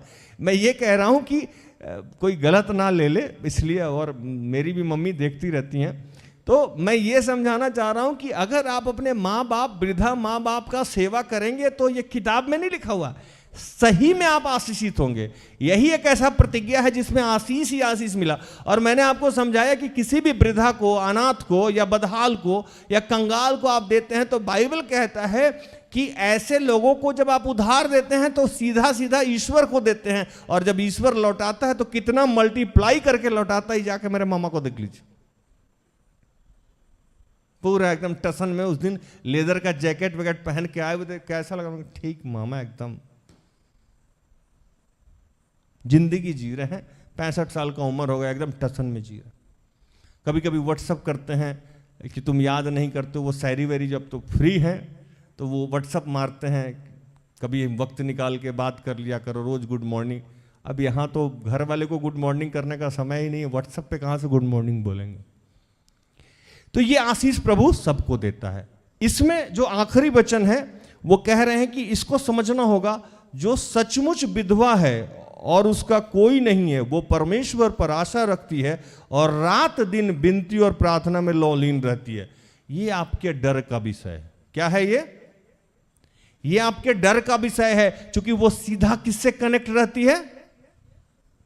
कल हम लोग बताए थे ना कि एलिया नबी एक विधवा के पास ऐसे ही भेज दिए गए थे सिस्टर एस्तर के माध्यम से, क्योंकि प्रभु जान रहा था कि ये मरेगी, तो वो भेज दी।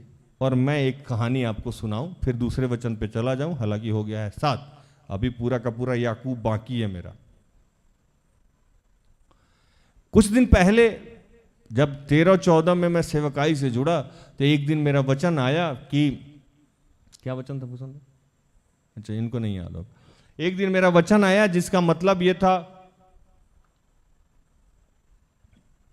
कि मजदूर का मजदूरी खत्म होने से, ऐसा कोई वचन है ना, उसका मजदूरी दे दिया करो। क्या गूगल कोई बताएगा ये वचन एडजेक्ट क्या लिखा हुआ? अरे नंबर बताइए ना। ये वचन है कि मजदूर का मजदूरी खत्म होने से पहले, उसका हाथ सूखने से पहले मजदूरी दे दो। मैंने प्रभु से पूछा कि प्रभु मैं किसका पैसा रखा हूं? मैंने तो बहुतों का पैसा रखा, अब इसमें से आप डिस्क्राइब कीजिए। क्योंकि अब सीधी सी बात है भैया, कंस्ट्रक्शन के काम करते हैं, सैकड़ों लेबर होगा जिसका 2-4-10 रुपया रह गया होगा, है ना?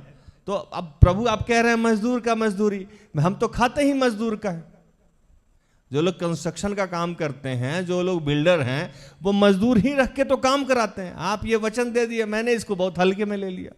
मैंने कहा होगा किसी का पैसा, ये लोग भी तो काम धंधा करता नहीं है, मेरे सर पे होगा। फिर सिस्टर एस्तर बोली कि इसको सीरियसली लीजिए आप। मैंने कहा आप बता दीजिए। तो अभी जैसे आप लोगों का चलता है ना, जैसे हम लोग बोल देते हैं प्रार्थना कीजिए, सिस्टर एस्तर बोली प्रार्थना बोली आपको खुद प्रकाश होना होगा। मैंने कहा सिस्टर एस्तर क्यों होमवर्क कराना है? तो बोली कि नहीं 2 दिन प्रार्थना कीजिए, मैं फिर बता दूंगा। 2 दिन प्रार्थना किए। सिस्टर एस्तर बोली कि आपके कंस्ट्रक्शन से रिलेटेड कोई भी नहीं है, वो ऐसा आदमी है जिसका पैसा आप रख लिए हुए हैं और प्रभु कह रहा है उसका पैसा दे देने के लिए। मैंने कहा प्रभु कौन? मुझे समझ में नहीं आया। रात भर समझे, दिन भर समझे, कुछ समझ में नहीं आया। अचानक मुझे याद आई बाजी। कौन? क्या बोला मैंने? बाजी एक बुजुर्ग महिला थी, हैं पता नहीं, ईश्वर जाने। तो मैं जब अपने शहर में रहता था, मैं और मेरा भाई शहर में रहते, तो हम लोग एक फ्लैट लिए हुए थे। तो शुरू से मेरे यहाँ एक महिला थी जो उस समय 35-40 उनका उम्र होता था। तो मोहम्मदन लोग बुआ को बाजी बोलते हैं। क्या बोलते हैं? बाजी बोलते हैं। खाला बोलते हैं मौसी को, बाजी बोलते हैं उनको, या अम्मा को, ऐसे। तो वो आई मेरे यहाँ और बोली कि बेटा हमको काम करना है।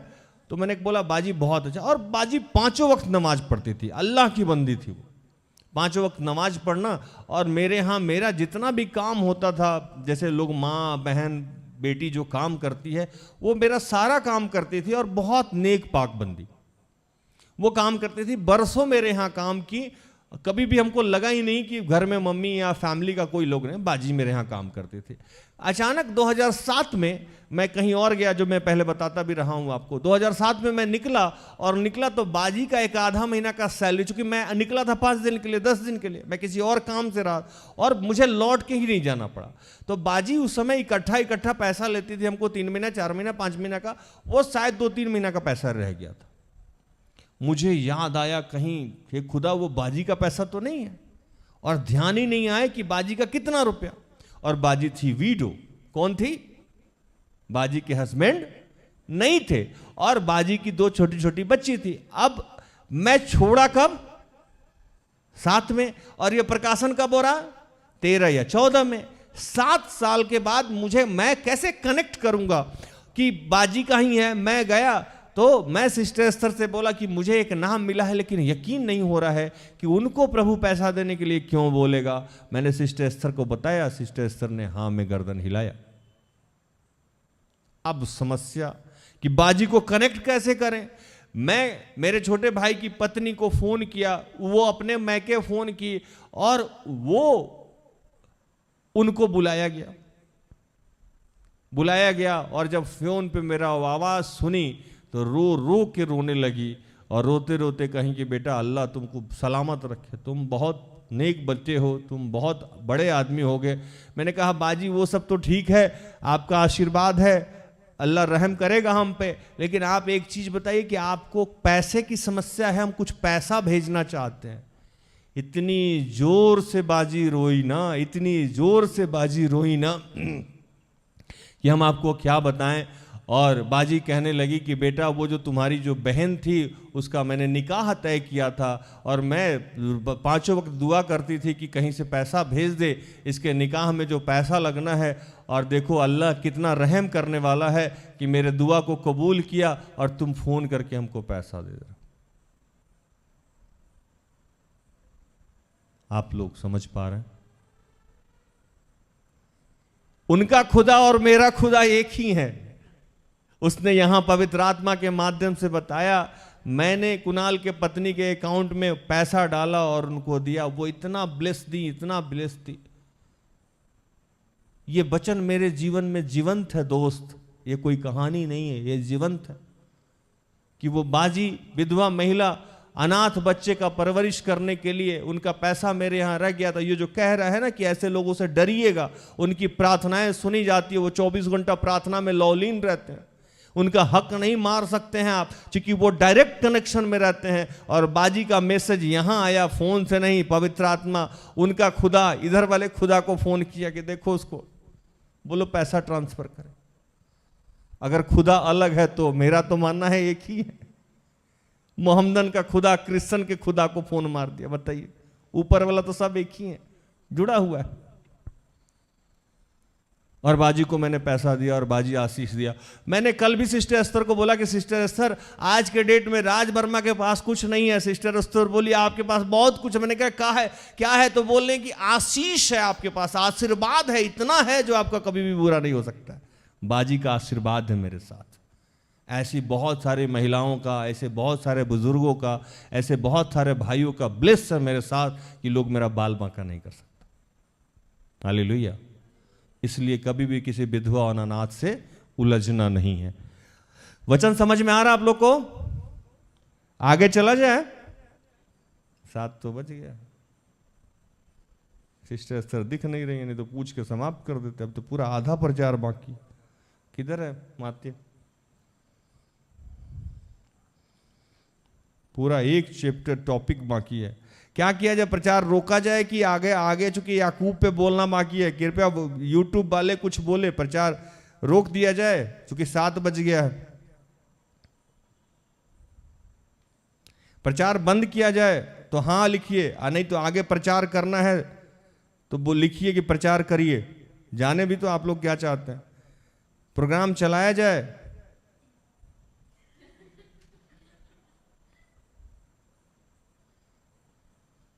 उधर से अगुआ भी आके बोलने चलाया जाए, है ना।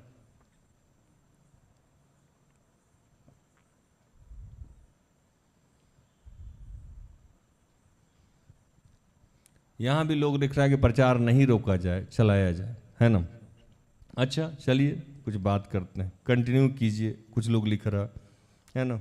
प्रभु आप लोग को आशीष दे। जरूर जरूर जरूर, हम समझ गए, हम करेंगे प्रचार अभी, है ना। तो याकूब 4:12 से 17, आप लोग के इस प्रेम के लिए बहुत बहुत धन्यवाद। एक साथ मैसेज हो रहा है। याकूब 4:12 से 17, अभी आप लोग ये समझ लिए, पहला तीमुथियुस 5:1 से 5 तक समझ लिए। अभी याकूब 4:12 से 17 पे हम लोग चलते हैं। यहाँ का आज कहा जा रहा है कि व्यवस्था देने वाले और हाकिम तो एक ही हैं, जो बचाने और नाश करने के सामर्थ है, पर तू कौन है जो पड़ोसी पर दोष लगाता है? तुम जो ये कहते हो कि, अच्छा यहीं तक बात करते हैं। बहुत गंभीर से इस बात को समझिएगा।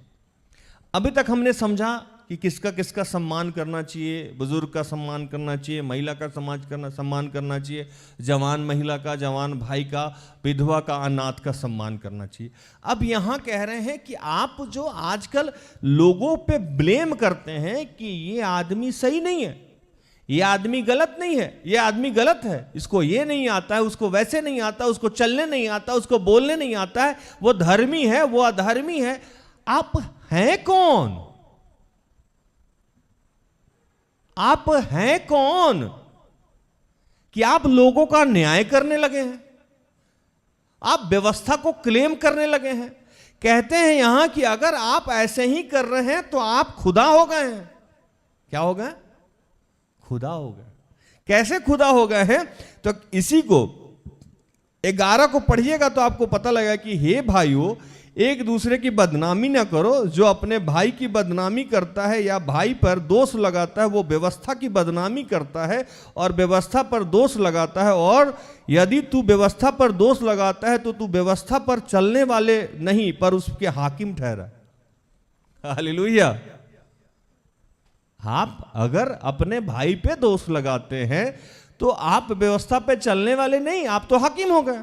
और आगे जो वचन हम लोग को देखिए, व्यवस्था देने वाला और हाकिम तो एक ही है, जो बचाने और नाश करने का सामर्थ्य रखता है। व्यवस्था दिया भी ईश्वर है मूसा के द्वारा, और उसको बाद में भी दिया ईश्वरीय प्रेम यीशु दिया। वो देने वाला और उसको चलाने वाला वो तो ईश्वर है। अब आप उसमें गलती निकाल रहे हैं तो आप ईश्वर पे गलती नहीं, ईश्वर के आदेश और शिक्षाओं पे गलती निकाल रहे हैं। इसका मतलब आप क्या हो गए? ईश्वर तुल्य हो गए। हालेलुया। प्रभु कह रहे हैं बचिएगा आप। आपका डायरेक्ट मेरे से भिड़ंत है। आप जो बच्चों में आप किसी के कह रहे हैं कि इसका नाक ठीक नहीं है,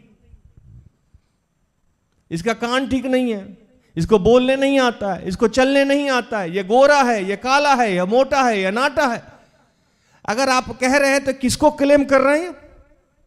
मैन्युफैक्चरर को। और मैन्युफैक्चरर को क्लेम करने का अधिकार किसी को है नहीं, क्योंकि वही बनाया है। अब आप उसको डायरेक्ट मतलब आप उसी के जैसे हो गए, आप खुदा हो गए, तभी तो उसको ब्लेम कर रहे हैं। हालेलुया। तो क्या आप अल्लाह है, ईश्वर है, खुदा है? प्रभु कह रहा है कि अगर ऐसा नहीं है तो आज से ना दूसरे में गलती निकालना बंद कर दीजिए, नहीं तो आप डायरेक्टली किससे भिड़ेंगे? आज मेरे यहां कुछ बच्चियां हैं जो कॉफी बनाती हैं, बहुत टेस्टी बनाती हैं। अल्लाह उन लोगों को जीवन प्रदान करे, है ना, खूबसूरती प्रदान करे, आशीष दे खुदा उन लोगों को। अब मान लीजिए कि शशांक भाई बोले कि कीर्ति को कॉफी बनाने नहीं आता है, तो शशांक भाई को क्या करना होगा? कॉफी बना के दिखाना होगा। हालेलुया। तो आप और कृति क्या हो गए? इक्वल हो गए, है ना। अब आप व्यवस्था पे उंगली कर रहे हैं या किसी में दोष निकाल रहे हैं, तो आप किसको दोष निकाल रहे हैं? ईश्वर। और इसको क्लियरफाई भी किया गया है, पुराने नियम में आप पढ़िएगा तो कहता है कि हे कुहा मिट्टी के ठिकड़े, याद है ये बच्चा, तो कौन है जो रचने वाले पे, है ना। और वहां पूरा का पूरा ये चैप्टर है, पढ़िएगा कभी। तो जब वो उसको मना करता है कि तुम अपने सृष्टिकर्ता को ब्लेम नहीं कर सकते हो, है ना, तो आप उसको अगर ब्लेम कर रहे हैं तो किसको ब्लेम कर रहे हैं? और प्रभु कह रहा है कि ऐसा आपको नहीं करना है। तुम जो ये कहते हो कि जो आजकल हम किसी और नगर में जाकर वहां वर्ष बिताएंगे और व्यापार करके लाभ कमाएंगे और यह नहीं जानते हो कि कल क्या होगा, तो सुन लो, तुम्हारा जीवन ही क्या है। तुम तो भाप के समान हो, थोड़ी देर दिखाई देती है और फिर लोप हो जाती है। इस विपरीत विपत्ति, क्या लिखा हुआ भूषण भाई, इसके विपरीत तुम्हें यह कहना चाहिए, यदि प्रभु चाहे तो हम जीवित रहें और चाहे तो हम ये काम करेंगे, पर अब तुम डिंग मारने और घमंड करने लगे हो, ऐसा घमंड बुरा होता। प्रभु कह रहे हैं कि आज हम तरह तरह का प्लान बना रहे हैं। क्या कर रहे हैं? प्लान बना रहे हैं। कल के डेट में ऐसा करेंगे, वहां यहां सेटलमेंट नहीं होगा तो वहां सेटलमेंट हो जाएगा, बीएड नहीं करेंगे तो नर्सिंग कर लेंगे, नर्सिंग कर लेने नहीं करेंगे तो ये क्या होता है, कौन सा बोर्ड है यहाँ का, झारखंड कर लेंगे, जेपीएससी ना, जेपीएससी कर लेंगे, सिविल कर लेंगे, ये कर लेंगे, वो कर लेंगे, यहां नहीं कमाएंगे तो बॉम्बे चले जाएंगे, कलकत्ता चलेंगे। इतना सारा प्लान बना रहे हैं और सब किसके भरोसे बना रहे हैं?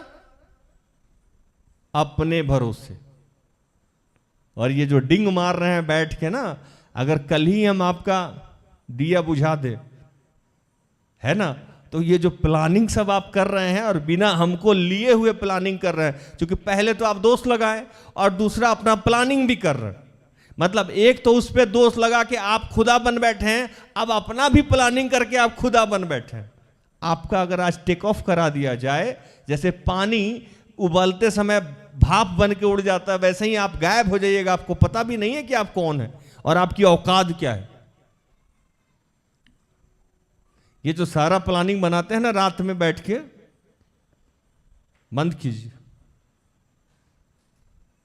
है ना।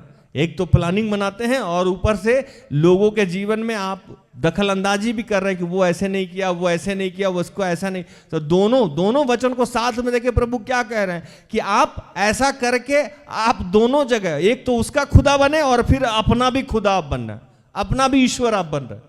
मतलब उसके जीवन में आप गलती निकालें और अपने जीवन का प्लान कर रहे हैं। और आपका प्लानर कौन है? आपका प्लान करने वाले आपके जीवन का कौन है? ईश्वर है। लेकिन यहां प्लान कौन बना के बैठ रहा है? आप खुद। तो वहां भी आप उंगली किए और यहां भी उंगली कर रहे हैं। प्रभु कह रहे हैं कि उड़ा दें आपको पानी की तरह। उड़ाए भूषण भाई, कह रहे हैं मिनटों में उड़ जाइएगा। और कैसे उड़िएगा? तो जैसे पानी भाप बन के उड़ जाता है ना, पता ही नहीं लगता है कि नीचे पतीला में एक पूरा भरा हुआ पतीला था कि क्या था, जा गायब। कभी देखे हैं? पानी अगर उबालिए पूरा भर पतीला का और भाप बन के उड़ जाए तो पता भी लगता है कि पानी इसमें कितना लीटर था। प्रभु बोला अस्तित्व समाप्त कर देंगे।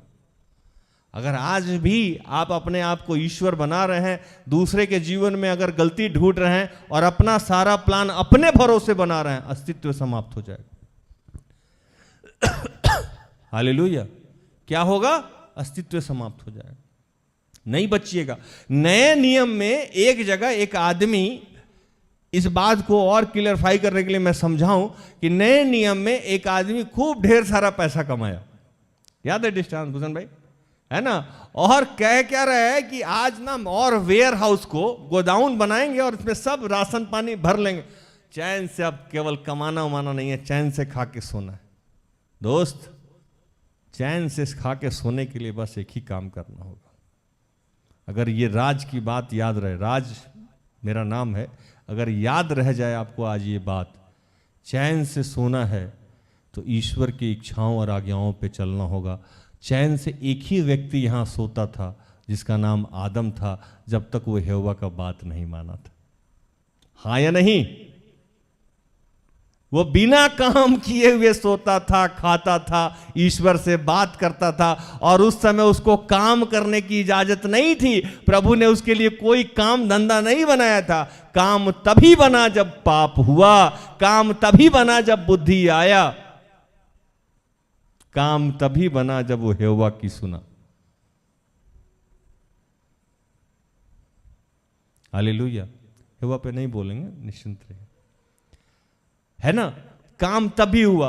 आज भी अगर आप चाहते हैं कि सुकून से रहें, जैसे वो मैंने नए दृष्टांत में कहा ना कि उसको लगा कि सुकून से सोएगा, तो वो रात में स्वर्गदूत उसको जाके बोला कि आज ही रात में तुमको उड़ा दे हम पानी की तरह। पता लगेगा ये वेयर हाउस सब गोडाउन कौन खाएगा। लेके गया ना, कल सिस्टर से सुना रही थी ना कि कोरोना में सबको लेके गया ना, उड़ा दिया ना। अमेरिका में, लंदन में, चीन में, जापान में घर ना मकई के दाम पे मिल रहा है। जैसे यहां मकई लोग देके जाता ना हम लोग, मकई के दाम पे यहां जो बैगन लगा था उससे भी सस्ता घर। BMW बड़ी बड़ी गाड़ियां घर के आगे खड़ी है, कोई है भी नहीं। ऐसे हजारों लाखों घर हैं, डुप्लेक्स हैं, कोठी हैं, गाड़ियां हैं, कोई माई बाप नहीं है, फ्री में लेके जाओ, कोई खरीदार नहीं है। ऐसा हुआ था कि नहीं हुआ था? अभी भी रियल एस्टेट उठा नहीं है उधर का। अभी भी बहुत ज्यादा जगह पे आज भी लॉकडाउन है। आज भी, आज के डेट में भी न्यूज सुनिए, अभी भी बहुत जगह पे, बहुत सारे कंट्री में, बहुत सारे स्टेट में लॉकडाउन अभी भी है। ये तो ईश्वरीय कृपा हो गई है कि हम बचे हुए हैं। और क्या धर्मी क्या अधर्मी, वो एक दृष्टांत था ना कि प्रभु कुछ एक मजदूर को भेजा गया कि जाके खेत में बीज बो के आओ। बीज बोने गया, साथ में रात में आके सो गया, जंगली पौधा भी हो गया। अब बोला काट दो नहीं तो गड़बड़ हो जाएगा, बोला कि नहीं आखिरी में काटेंगे। तो ये कोरोना में सिर्फ अधर्मी नहीं, धर्मी भी पिसा है, क्योंकि वो कटनी के चक्कर में छोड़ दिया है प्रभु। समझ में आ रहा? तो प्रभु बोल रहा है दो चीज, मैं समाप्त कर दूं, बहुत समय हो जाएगा, अभी प्रार्थना भी मांगी है। प्रभु बोल रहा है दो चीज, एक तो दूसरे के जीवन में झांकना बंद कर दीजिए। एक वचन में लिखा है ना कि दूसरे के आंख के तिनके को तू निकालता है, अपनी आंख की लटा तुझे दिखती नहीं है। तिनका होता है बहुत छोटा सा, लटा होता है बहुत ज्यादा। तो प्रभु बोला है जब तुम्हारे आंख में पूरा झोल झपटा लटा लगा हुआ तो उसकी आंख के तिनका को कैसे देखेगा? इसको पहले साफ कर। समझ में आया? साफ कर। और यहां आज इस वचन में कहा गया कि जितने लोगों के साथ, बुजुर्ग के साथ, महिला के साथ, जवान के साथ, माता के साथ, विधवा के साथ, अनाथ के साथ कैसे जीना ये समझाया। और दूसरा कह रहा है कि किसी के दूसरे के जीवन में आप गलती ढूंढना बंद कर दे।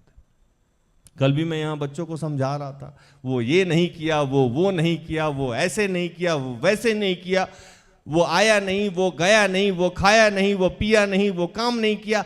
आप दूसरे के चक्कर में अपना अभिषेक क्या कर रहे हैं? खो रहे हैं। आप उसके खुदा मत बनिए। भूषण भाई को कीबोर्ड बजाने नहीं आता है, आप जाके उसको समझाइएगा तो आप आज के बाद से आप क्या समझिएगा? भूषण भाई को आप ऑर्डर दे रहे हैं किसकी तरह? ईश्वर की तरह। आप भूषण भाई के ईश्वर हैं? नहीं। और आप अपने लिए जो प्लान कर रहे हैं ईश्वर को छोड़ के, प्रभु कह रहा है कि ये प्लान करना भी बंद कर दीजिए। ईश्वर को पकड़ के रखिए। अगर ये सारा चीज आप नहीं मानिएगा, उसके व्यवस्था, उसके शिक्षाओं, उसकी आज्ञाओं को नहीं मानिएगा, तो आप अपना जो भी प्लान कर रहे हैं वो सक्सेस नहीं होने वाला है। और आखिरी वचन, इसलिए जो कोई भलाई करना जानता है और नहीं करता, उसके लिए यह पाप है। बहुत खतरनाक। एक वचन है नए नियम में, आप लोगों को पता याद है कि नहीं याद है, कि नए नियम में एक कहानी है कि आप जब रात में सोए रहिए और कोई पड़ोसी आके खटखटाए, खोलिए खोलिए खोलिए। अरे भाई क्यों खोलिए? तो मेरे यहाँ कुछ मेहमान आ गए हैं, कुर्सी नहीं है या रोटी नहीं है। आपके यहाँ कुर्सी या रोटी या सम्मान है तो थोड़ा सा दे दीजिए। याद है? ये याद है? दे दीजिए। तो प्रभु यीशु वहां बोले कि अगर आप नहीं खोले आलस से, और बोल दिए कि जाओ ना कल आना, अभी तो सो गए, नहीं है कुछ। कई बार आदमी नींद में रहता है ना, छोड़ दे जाओ जाओ, और आपके पास है, तो प्रभु कह रहा है कि वो तो कंगाल है ही जो आपसे मांगने आया, आप रह के नहीं दिए तो आप सबसे बड़ा कंगाल। हालेलुया। आज प्रभु बता रहा है कि आपसे अगर कोई मदद मांगने आ रहा है, आप किसी की मदद कर सकते हैं और आप जान के नहीं कर रहे हैं, इससे बड़ा पाप कोई भी नहीं है। हालेलुया। आप जानबूझ के किसी की मदद नहीं कर सकते हैं, नहीं कर रहे हैं। अगर आप मदद करने के लायक हैं और नहीं कर रहे हैं तो यह दुनिया का सबसे बड़ा पाप माना जाता है बाइबल के अनुसार। यहां लिखा हुआ, क्योंकि बाइबल प्रेम, सहारा, भाईचारा सिखाता ही है। और आपको मैं बताता हूं बच्चों को कि आपको जो नौकरी का अभिषेक या किसी भी चीज का अभिषेक दिया गया है, वो इसलिए दिया गया है कि उसके माध्यम से दूसरे के जीवन को आशीष दिया जाए। हाँ या नहीं? और जब वो आशीष देने की बात आई और आप उसके माध्यम से आप छुपा ले रहे हैं आलस से। जैसे मुझे एक उदाहरण याद आ रहा है, मैं कह के जाऊं। एक भाई यहाँ आए थे, वो मेरी कहानी नहीं है, सिस्टर एस्तर की। सिस्टर एस्तर उनको बोली कि आपको कीबोर्ड बजाने के लिए प्रभु बोल रहा है, और बोले नहीं हमको कीबोर्ड बजाने कहाँ आता है। और उनको कीबोर्ड बजाने आता था। आज तक वो कीबोर्ड नहीं बजा पाए। क्या भूषण भाई, ये सच्ची घटना है। आज तक वो कीबोर्ड कहीं नहीं बजाने आए हैं। आज प्रभु आप सबको आगाह कर रहा है कि आप अगर किसी भी लायक हैं, किसी को मदद कर सकते हैं तो मदद कीजिए, छुपाइए नहीं, क्योंकि इससे बड़ा पाप कुछ भी नहीं। याद रहेगा आप लोगों को? धन से, मन से, तन से, शोहरत से, ज्ञान से, जैसे भी आपको प्रभु ने जो आशीष दिया है उसको बांटिए। बांटने से घटता नहीं है, बांटने से बढ़ता है। ये चीज जितना खर्चा कीजिएगा उतना बढ़ेगा, सड़ाइए नहीं इसको। अब सोचिएगा कि सड़ाने के लिए क्यों बोल रहे हैं भैया? बहता नाली का पानी सड़ता नहीं है, रुके हुए नाली का पानी सड़ जाता है। आपके जीवन में जो आशीष है ना, उसको बहने दीजिए। जितना बहेगा उतना नया आएगा। प्रभु ने कहा एक वचन में कि जिस नाप से तुम नापते हो उसी नाप से तुम्हारे लिए नापा जाएगा। दबा दबा के, हिला हिला के, दो तो तुम्हें दिया जाएगा, दबा दबा के, हिला हिला के। हालेलुया। अब याद रहेगा ना? आप जैसे देते हैं, मैंने देखा है सिस्टर एस्तर के जीवन में, कभी भी पैसा को लेकर चिंतित नहीं है, कभी भी पैसा को लेकर चिंतित नहीं। जो आया, जितना आया, जैसा आया, केवल उचित और अनुचित का ध्यान रखती हैं कि प्रभु बोला दे दो तो दे दिए। कल क्या होगा नहीं सोचती हैं, आज 1 घंटा बाद क्या होगा नहीं सोचती हैं। मैं उनसे बार बार कहता हूं कि इतने बड़े प्रबंध देखती हैं, आपके हाथ में कैश होना चाहिए। मैं कई बार डर जाता हूं कि हम लोग तो किसी बात में भागते हुए उनके पास जाते हैं, वो किसके पास जाएंगी। मैं उनको कहता हूं कि कुछ तो कैश रखा कीजिए हाथ में। लेकिन उछल उछल के, अच्छा भाई ये कर दीजिए, अच्छा भाई वो कर दीजिए। हम रोकते हैं, अरे रुकिए रुकिए, डर ही नहीं है। और जिस कदर खर्चा करते हैं उसी कदर ईश्वर देता है। मैंने देखा है अपने जीवन में, मैं भी बचपन से खर्चा करता रहा, प्रभु देता रहा। और जिसको देखिएगा जितना रोक के रखता है उसके जीवन में पैसा भी रुका रहता है। मुझे याद है कि जब मैं फ्रस्ट्रेट होता था शॉपिंग करने चला जाता था। मेरा भाई बोलता था अजीब आदमी है ये, पैसा के क्राइसिस में शॉपिंग करने जाता। मुझे याद होता है कि जब तक पैसा खत्म नहीं होगा तब तक देगा नहीं। आज भी मेरी स्थिति यही है कि जब मेरे पास 1000 रुपया रहता है या 500 रुपया रहता है, उसी दिन प्रभु पैसा भेज देता है। मतलब वो 0 नहीं होने देता है। हालेलुया। प्रभु जानता है। लेकिन जितने लोग मानसिक रूप से बीमार हैं, ये दुनिया जो है ना दोस्त, ये रेत की तरह, जितना पकड़ोगे, जितना दबाओगे, क्या होगा? ये क्या होगा? छूटता चला जाएगा। रेत को मुट्ठी में लेके जितना दबाओगे उतना छूटेगा, जितना खोलोगे वो भरेगा। और पैसा, लेन देन सब है। जितने काई लोगों को आप लोग देखे होंगे, कंजूस लोगों को आप लोग देखे होंगे, उनके जीवन में हमेशा समस्या रहता है। और जितने लोग खुलेआम हाथों से देते हैं उनके जीवन में हमेशा ही प्रभु आशीष देता, क्योंकि बाइबल का यह वचन है, दो तो तुम्हें दिया जाएगा। अब आप दे ही नहीं रहे तो आपको मिलेगा कहां से? भूषण भाई, दो तो तुम्हें दिया जाएगा और आपकी देने की प्रवृत्ति समाप्त हो गई, तो उधर से आने की भी प्रवृत्ति समाप्त हो गई। आज के बाद से अगर आपको प्रभु से चाहिए तो पहले आपको क्या करना होगा? देना होगा। हम लोग को केवल ल अक्षर आता है, द नहीं आता। आन दो, आन दो, आन दो। प्रभु बोला नहीं, जान दो फिर आन दो। समस्या है ये बाइबल का जो जितना वचन सब है उसको गहराई से समझिएगा। आज इस वचन को अगर आप समझ लिए, कल ही आप धनी हो जाइएगा। दो तो तुम्हें दिया जाएगा। और दूसरा वचन, जिस नाप से तुम नापते हो उसी नाप से तुम्हारे लिए नापा जाएगा। दूसरा का टी शर्ट खरीदने का बारी है, 200 रुपए का खरीद दो। प्रभु भी आपके पास 200 रुपए वाला ही टी शर्ट भेज रहा है। समझिएगा इस बात को आप। कोई खाना खाने आया, उसको बासी रोटी दे दिए, प्रभु भी बासी रोटी का इंतजाम कर रहा है आपके लिए। जिस नाप से तुम नापते हो, है ना। दशमांश देने गए, 10 रुपया दे रहे हैं, उधर से वही 10 रुपया लौट के आ रहा है। 10 का 100 आएगा। आप जितना दीजिएगा उसी में मल्टीप्लाई करेगा ना। ये देख लीजिएगा, आप किसी को अगर चिकन का वो गर्दन वाला पीस दे रहे हैं, प्रभु भी आप कहीं और जाइएगा तो क्या मिलेगा आपको? याद रखिएगा, अगर आपको लेग पीस खाना है तो दूसरे को लेग पीस देना होगा, है ना। सिस्टर एस्टर से जाके सीख लीजिए। सबको पुलपिट दी, सबको आराधनालय का सब कुछ दी, प्रभु उनको दे रहा है कि नहीं दे रहा है? दे रहा है ना। अगर वो दूसरे सेवक की तरह रोक लेती कि नहीं, इस पुलपिट पे कोई और कैसे जाएगा, मेरा पुलपिट है, हम ही आराधना करेंगे, हम ही प्रार्थना करेंगे, प्रभु रोक लेता, अच्छा तुम ही बजाओ, भजन कीर्तन हारमोनियम के साथ करो।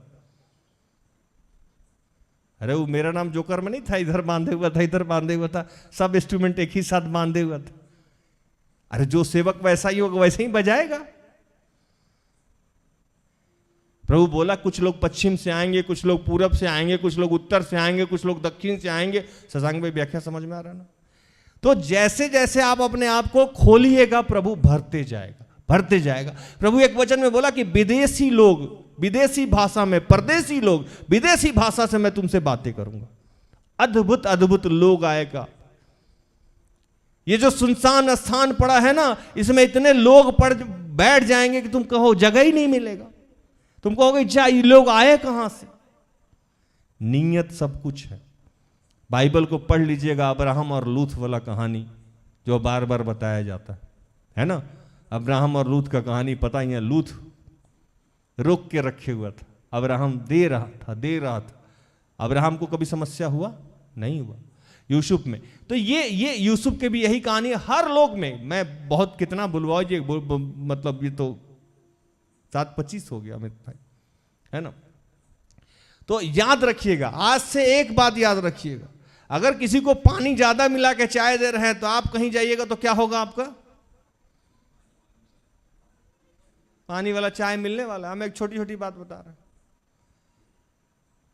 किसी को अगर बासी भात दे रहे हैं और गर्म वाला भात अपने साइड कर रहे हैं, जय होता है, समझिएगा आपके लिए भी बासी भात का इंतजाम प्रभु कर रहा है ना।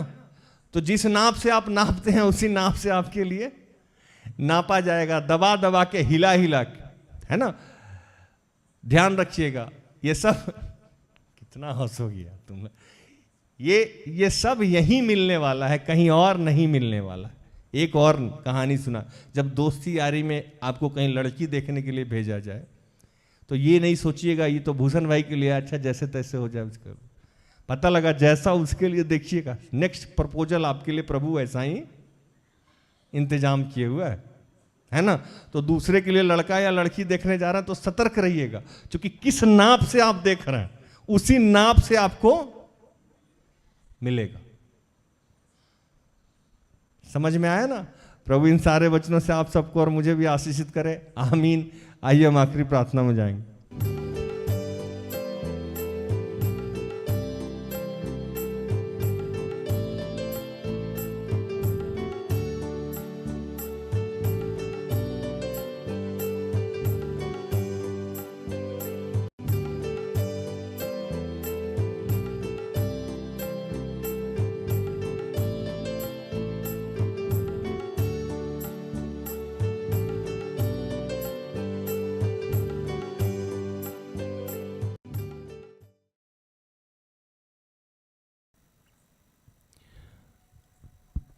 आइए हम प्रार्थना करेंगे